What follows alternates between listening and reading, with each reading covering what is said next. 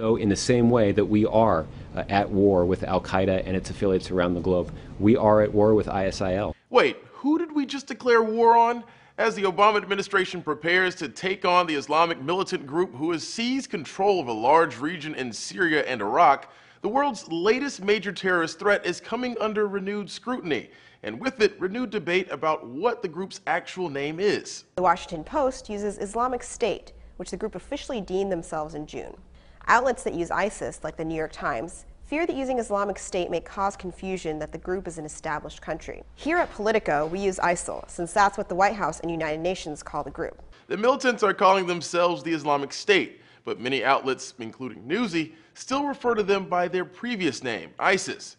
And the Obama administration isn't alone in using an even earlier acronym for the group, ISIL. So who's right, and why all the confusion in the first place? Let's start with the dueling acronyms, ISIS and ISIL. Those are both translations from the group's old Islamic name, which roughly translates to the Islamic State in Iraq and something. The last word of the group's name, al-Sham, is tricky to translate. It is sometimes used to refer to Syria, and other times references a wider geographic region encompassing Syria, Lebanon, and parts of Turkey and Jordan.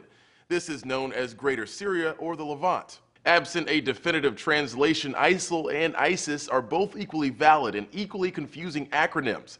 But the militants seemingly solved the problem back in June when they declared an Islamic caliphate in the region and shortened their name to the Islamic State. At the time, a writer for the Poynter Institute noted using Islamic State presented a new problem for journalists. Whether to go along with the group's rebranding efforts and potentially grant it undeserved legitimacy, or to keep using an acronym that's familiar to readers but is arguably out of date. The group's former names aren't much better.